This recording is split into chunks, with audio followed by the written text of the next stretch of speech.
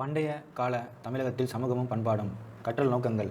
பண்டைய கால தமிழ் சமூகத்தை பற்றி அறிந்து கொள்வதற்கு முக்கிய சான்றாக சங்க இலக்கியத்தை பற்றிய அறிவை பெறுதல், மூவேந்தர்கள் எனும் சேர சோழ பாண்டிய அரசர்களின் ஆட்சி குறித்தும் அவர்களின் சமகாலத்தவர்களான குறுநில மன்னர்கள் பற்றியும் தெரிந்து கொள்ளுதல், பண்டைய கால தமிழகத்தின் நிர்வாக முறை, சமூக பொருளாதார நிலைகள் குறித்து கற்றுக்கொள்ளுதல், களப்பிரர் காலத்தை புரிந்து கொள்ளுதல். சங்ககாலம். சங்கம் எனும் சொல் மதுரை பாண்டிய அரசர்களின் ஆதரவில் தலைத்தோங்கிய தமிழ் புலவர்களின் குழுமத்தை சுட்டுகிறது. இப்புலவர்கள் இயற்றிய பாடல்கள் மொத்தமாக சங்க இலக்கியம் என அறியப்படுகிறது. இப்பாடல்கள் இயற்றப்பட்ட காலம் சங்க காலம் என அழைக்கப்படுகின்றது. ஆறுமுக நாவலர் யாழ்ப்பாணம், தாமோதரம் பிள்ளை யாழ்ப்பாணம், உவே சாமிநாத ஐயர் ஆகியோர் அரும்பாடுபட்டு பனையோலிகளில் எழுதப்பட்டிருந்த தமிழ் செவ்வியல் இலக்கியங்களையும் பண்டைய கால தமிழ் நூல்களையும் மீட்டு வெளியிடுவதில் பல ஆண்டுகளை செலவிட்டனர். சான்றுகள். கல்வெட்டுகள். கலிங்க நாட்டு அரசன் காரவேலனுடைய ஹதிகும்பா கல்வெட்டு, புகழூர் கரூருக்கு அருகே கல்வெட்டு, அசோகருடைய 2 மற்றும் 13ஆம் பேராணை கல்வெட்டுகள். மேலும் மாங்குளம், அழகர் மலை, கீழவளவு ஆகிய ஊர்களில் உள்ள அனைத்தும் மதுரைக்கு அருகே உள்ள கல்வெட்டுகள் ஆகும். செப்பேடுகள். வேள்விக்குடி மற்றும் சின்னமனூர் செப்பேடுகள். நாணயங்கள். சங்க காலத்தை சேர்ந்த சேர சோழ பாண்டிய அரசர்களாலும் குறுநில மன்னர்களாலும் வெளியிடப்பட்ட நாணயங்களும் ரோமானிய நாணயங்களும் ஆகும். பொற்கால நினைவு சின்னங்கள். புதைவிடங்கள். நடுகற்கள். அகழ்வாய்விலிருந்து பொருட்கள் கிடைத்த இடங்கள். ஆதிச்சநல்லூர், அரிக்கமேடு, கொடுமணல், புகார், கொற்கை, அழகன்குளம், உறையூர், ஆதிச்சநல்லூர். இலக்கிய சான்றுகள். தொல்காப்பியம், எட்டுத்தொகை, பத்துப்பாட்டு, 10 கீழ்கணக்கு, பட்டினப்பாலை, மதுரை காஞ்சி ஆகியவை. சிலப்பதிகாரம், மணிமேகலை ஆகிய காப்பியங்கள். அயல் நாட்டவர் குறிப்புகள். எரித்திரிய கடலின் பெரிஃப்ளஸ், பிலினியின் இயற்கை வரலாறு, தாலமியின் புவியியல், மெகஸ்தனிஸின் இண்டிகா, ராஜாவளி, மகாவம்சம், தீபவம்சம் ஆகியன ஆகும். தொல்காப்பியம் ஒரு தமிழ் இலக்கண நூலாகும். அது சங்க கால தமிழ் மக்களின் மொழி, பண்பாடு ஆகியவற்றின் உயர்தரத்தை சுட்டிக்காட்டுகிறது. கால அளவு. கிமு 3ஆம் நூற்றாண்டு முதல் கிபி 3ஆம் நூற்றாண்டு வரை. தமிழகத்தின் புவியியல் பரப்பு. வடக்கே வேங்கடமும் திருப்பதி மலைகள் முதற் தெற்கே கன்னியாகுமரி வரை கிழக்கிலும் மேற்கிலும் கடல்களை எல்லைகளாக கொண்டிருந்தது. காலம். இரும்பு காலம். பண்பாடு. பெருங்கற்கால பண்பாடு. அரசு முறை. முடியாட்சி. ஆட்சி புரிந்த அரச வம்சங்கள் சேரர், சோழர், பாண்டியர். கலிபோர்னியா பல்கலைக்கழகத்தின் தமிழ் மொழி பேராசிரியர் ஜார்ஜ் எல் ஹார்ட் என்பவர் தமிழ் மொழியானது இலத்தீன் மொழியின் அளவிற்கு பழமையானது எனும் கருத்தை கொண்டு வந்துள்ளார். ஏனைய மொழிகளின் செல்வாக்கிற்கு உட்படாமல் முற்றிலும் சுதந்திரமான ஒரு மரபாக அது உருப்பெற்று எழுந்துள்ளது என அவர் கூறுகிறார். சேரர். சங்க காலத்தின் போது மூவேந்தர்கள் தமிழக பகுதிகளை ஆட்சி புரிந்தனர். வேந்தர் எனும் சொல் சேரர், சோழ, பாண்டியர் ஆகியோரை குறிப்பிடுவதற்காக பயன்படுத்தப்பட்டது. சேரர்கள் தமிழகத்தைச் சேர்ந்த மத்திய மற்றும் வடக்கு திருவிதாங்கூர், கொச்சி, தெற்கு மலபார், கொங்கு மண்டலம் ஆகியவற்றை ஆண்டனர். 10 சேர அரசர்கள் குறித்து செய்திகளை வழங்குகின்றன. சேர அரசன் செங்குட்டுவன் வட இந்தியாவின் மீது படையெடுத்து சென்றார். சிலப்பதிகார காவிய பாத்திரமான கண்ணகிக்கு சிலை எடுப்பதற்காக அவர் இமயமலையிலிருந்து கற்களை கொண்டு வந்தார் என தெரிய வந்துள்ளது. பத்தினி தெய்வ வழிபாட்டை அவர் அறிமுகம் செய்தார். இளங்கோவடிகள் சேரன் செங்குட்டுவனின் தம்பி ஆவார். அவர்தான் சிலப்பதிகாரத்தின் ஆசிரியர். சேரல் இரும்பொறை எனும் அரசன் தனது பெயரில் நாணயங்களை வெளியிட்டார். சில சேர நாணயங்களில் அவர்களின் சின்னமாக வில்லும் அம்பும் பொறிக்கப்பட்டுள்ளன. முக்கியத்துவம் மிகுந்த சேர அரசர்கள். உதயன் சேரலாதன், இமயவரம்பன் நெடுஞ்சேரலாதன், சேரன் செங்குட்டுவன், சேரல் இரும்பொறை. சோழர். சங்க காலத்தின் சோழ அரசு வேங்கடம், திருப்பதி மலைகள் வரை விரிந்திருந்தது. காவிரி கழிமுக பகுதி சோழ நாட்டின் மைய பகுதியாக விளங்கியது. இப்பகுதி பின்னர் சோழ மண்டலம் என அறியப்பட்டது. சோழ அரசர்களில் மிகவும் புகழ் பெற்றவர் கரிகாலன் வளவன் அல்லது கரிகாலன் ஆவார். அவர் தன்னை எதிர்த்த சேரர், பாண்டியர் மற்றும் அவர்களை ஆதரித்த 11 வேளிர்களின் கூட்டுப்படையை தஞ்சாவூர் பகுதியில் உள்ள வெண்ணி எனும் சிற்றூரில் தோற்கடித்தார். அவர் காடுகளை விளைநிலங்களாக மாற்றினார். வேளாண்மையை மேம்படுத்துவதற்காக காவிரி ஆற்றின் குறுக்கே கல்லணையை கட்டினார். சோழர்களின் துறைமுகமான புகார் இந்திய பெருங்கடலின் பல பகுதிகளிலிருந்து வணிகர்களை அதன்பால் ஈர்த்தது.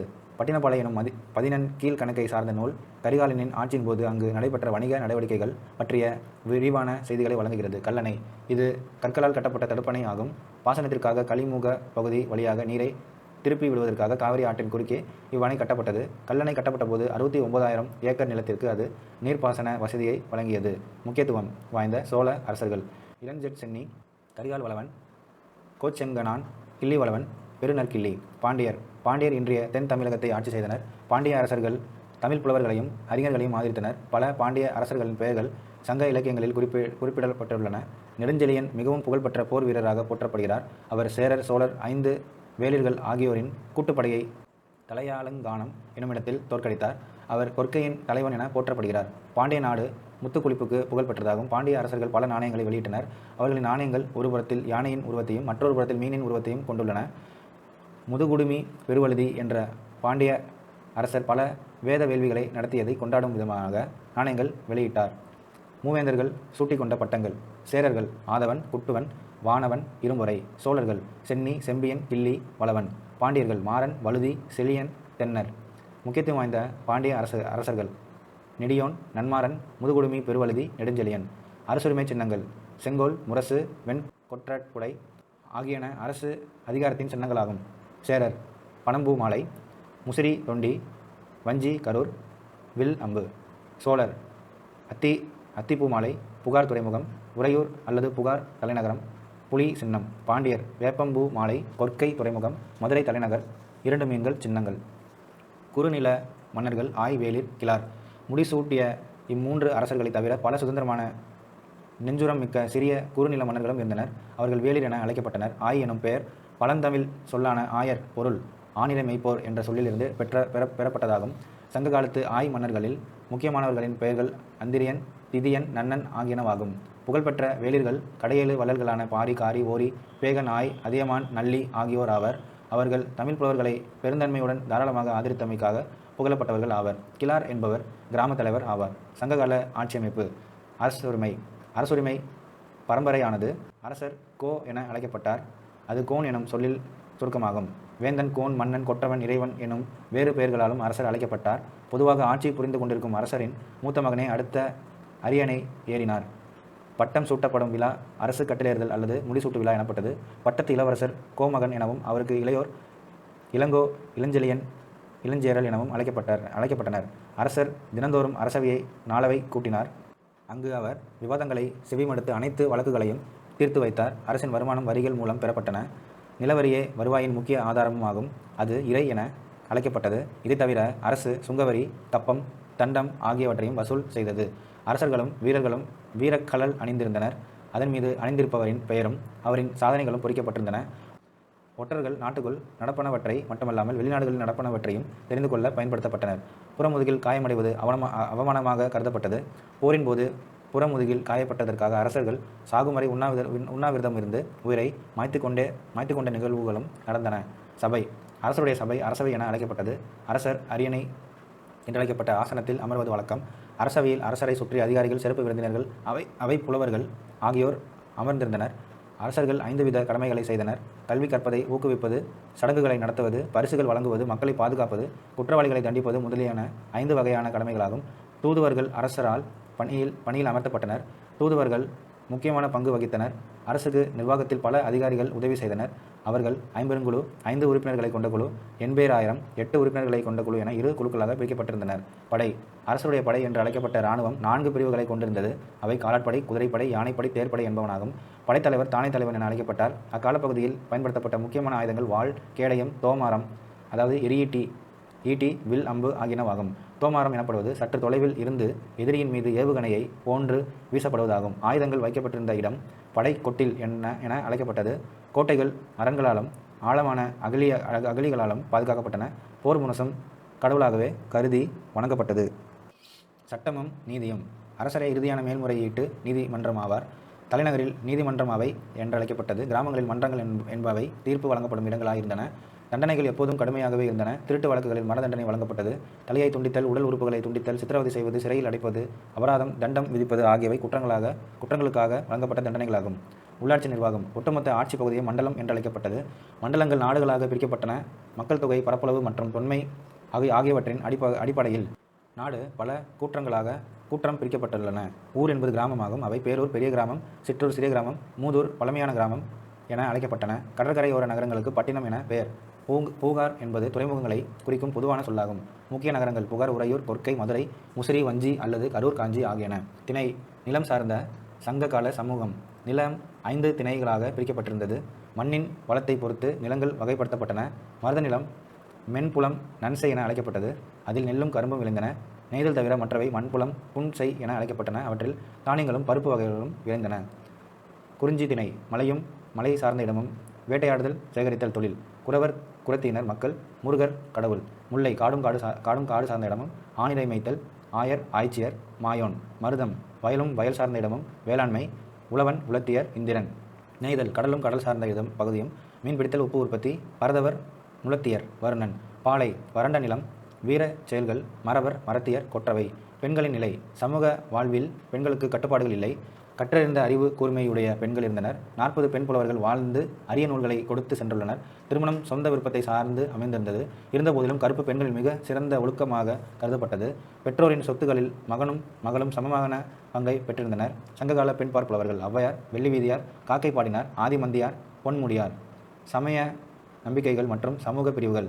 மக்களின் முதன்மை கடவுள் சேயோன் அல்லது முருகன். சங்க காலத்தில் வழிபட்ட ஏனைய கடவுளர் சிவன், மாயோன், விஷ்ணு, இந்திரன், வருணன் மற்றும் கொற்றவை ஆகியோர் ஆவர். நடுக்கல் வழிபாடும் வழக்கத்தில் இருந்தது. பௌத்தமும் சமணமும் கூட உடனிருந்தன. வடபகுதிகளில் வளர்ந்திருந்ததைப் போன்று தமிழகத்தில் சாதி முறை வளர்ந்திருக்கவில்லை. ஒப்பீட்டளவில் வர்ணாசிரம முறை தொழிலை அடிப்படையாக கொண்ட திராவிட தென்னாட்டில் பின்னர் வந்ததே ஆகும். வீரர்கள் நடுக்கல். பண்டைய கால தமிழர்கள் போர்க்களத்தில் மரணமுற்ற வீரர்கள் மேல் பெருமரியாதை கொண்டிருந்தனர். போரில் மரணமடைந்த வீரனின் நினைவை போற்றுவதற்காக நடுக்கற்கள் நடப்பட்டன. உடை மற்றும் அணிகலன்கள். பொருளாதார வசதிமிக்க மக்கள் மஸ்லின், பட்டு மற்றும் நேர்த்தியான பருத்தி இலை துணிகளினால் ஆன ஆடைகளை அணிந்திருந்தனர். சாதாரண மக்கள் பருத்தியினாலான இரு துண்டுகளான ஆடைகளை அணிந்திருந்தனர். சங்க இலக்கியத்தில் பாம்பின் தோலை காட்டிலும் மென்மையான துணிகளை கலிங்கம் பற்றி குறிப்பிடுகின்றன. பெண்கள் தங்கள் கூந்தலை பூக்களால் அலங்கரித்துக் கொண்டனர். ஆண்களும் பெண்களும் விதவிதமான அணிகலன்களை அணிந்தனர். அவை தங்கம், வெள்ளி, முத்துகள், நவரத்தின கற்கள், சங்கு, பாசிமணிகள் ஆகியவற்றால் செய்யப்பட்டிருந்தன. கலைகள். பலவிதமான இசைக்கருவிகளான முரசு, புல்லாங்குழல், யாழ் போன்றவை பற்றிய பல குறிப்புகள் உள்ளன. கரிகாலன் இசையின் 7 ஸ்வரங்கள் குறித்து பெரும் புலமை பெற்றிருந்தான் ஏலிசை வல்லான். பாடல்கள் பாடும் புலவர்கள் பாணர், விரலியர் என அழைக்கப்பட்டனர். கணிகையர் நடனங்களை நிகழ்த்தினர். கூத்து, நாட்டுப்புற நாடகம் சங்ககால மக்களுடைய மிக முக்கியமான பண்பாட்டு அம்சமாக விளங்கியது. அவர்கள் முத்தமிழ் எனும் கோட்பாட்டை உருவாக்கினர். இசை நாடகம். தொழில். மக்களின் மிக முக்கியமான தொழில் வேளாண்மை, ஆனிரை மேய்த்தல், மீன்பிடித்தல், வேட்டையாடுதல் ஆகியனவாகும். மேலும் கைவினை தொழில் செய்வோரான தச்சர், கொல்லர், பொற்கொல்லர், மட்பாண்டம் செய்வோரும் இருந்தனர். நெசவு செய்வது விவசாயம் செய்வோரின் மிக பொதுவான பகுதி நேர தொழிலாகவும் பலருக்கு அன்றாட முழு நேர தொழிலாகவும் இருந்தது. விழாக்கள் மற்றும் பொழுதுபோக்கு நிகழ்ச்சிகள். மக்கள் பல்வேறு விழாக்களை கொண்டாடினார்கள். அறுவை திருநாள், பொங்கல், கார்த்திகை தீப விழா ஆகியன அவற்றில் சிலவாகும். இந்திர விழா தலைநகரில் கொண்டாடப்பட்டது. பல வேடிக்கை நிகழ்ச்சிகளும் விளையாட்டுகளும் நடைபெற்றன. நடனமாடுதல், எருது சண்டை, சேவல் சண்டை, தாயமாடுதல், வேட்டையாடுதல், மல்யுத்தம் செய்தல், ஊஞ்சலாடுதல் ஆகியன அவற்றில் முக்கியமானவை ஆகும். குழந்தைகள் பொம்மை வண்டிகளோட்டியும் மணல் வீடு கட்டியும் விளையாடினர். வணிகம் உள்ளூர், உள்நாட்டில், கடல் கடந்து வெளிநாட்டில் என 3 நிலைகளில் நடைபெறுகிறது. இக்காலப்பகுதியில் தமிழகம் மேற்கொண்ட விரிவான மற்றும் லாபகரமான வெளிநாட்டு வணிகம் தமிழ் மக்கள் மிக சிறந்த கடலோட்டிகள் என்பதை மெய்ப்பிக்கின்றது. கடற்கரையோரமாக பொருட்களை பாதுகாப்பாக வைப்பதற்காக சேமிப்பு கிடங்குகள் கட்டப்பட்டன. முக்கிய துறைமுகங்களில் கலங்கரை, இலங்கு சுடர் எனும் ஒளி விளக்கு கோபுரங்கள் இருந்தன. வணிகர்கள் தங்கள் விற்பனை பொருட்களை பல இடங்களுக்கு எருதுகள் பூட்டிய கூண்டு வண்டிகளில் எடுத்து சென்றனர். பண்ட மாற்று முறை பரவலாக வழக்கத்தில் இருந்தது. புகார், மதுரை போன்ற முக்கியமான நகரங்களில் 2 வகையான சந்தைகள் இருந்தன. மதுரையில் நாளங்காடி எனப்படும் காலை நேர சந்தையும், கல்லங்காடி எனப்படும் மாலை நேர சந்தையும் இருந்துள்ளன. இச்சந்தைகளில் பல்வகைப்பட்ட பொருட்கள் பெரும் அளவில் விற்கப்பட்டன, வாங்கப்பட்டன. மலபார் கருமிளகு.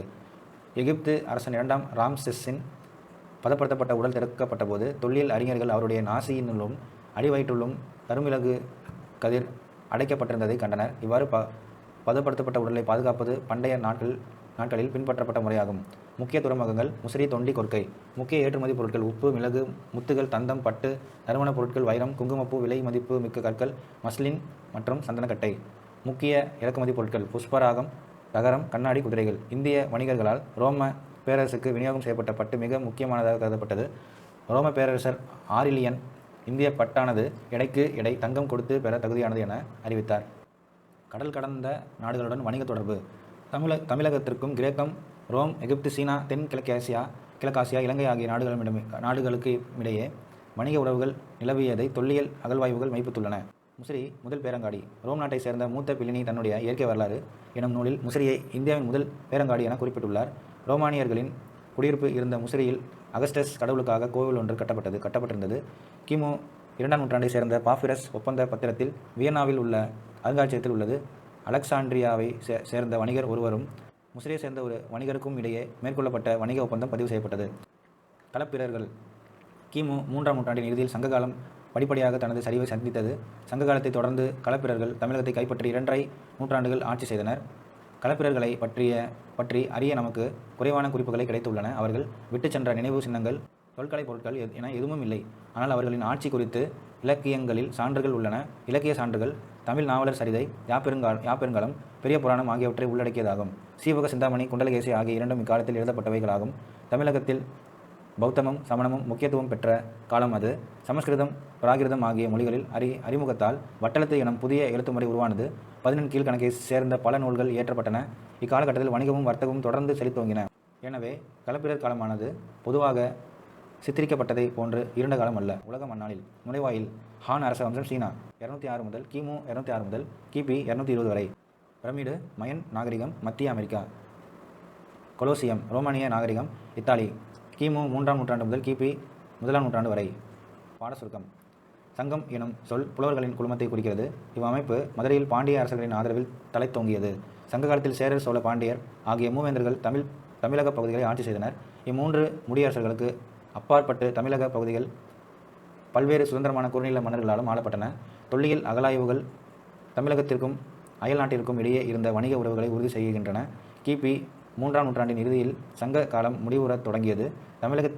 தமிழகத்தை களப்பிரர்கள் கைப்பற்றினர். அவர்களின் ஆட்சிக்கான ஆதாரங்கள் சமண பௌத்த இலக்கியங்களில் காணப்பட்டுள்ளன. கலைச்சொற்கள்.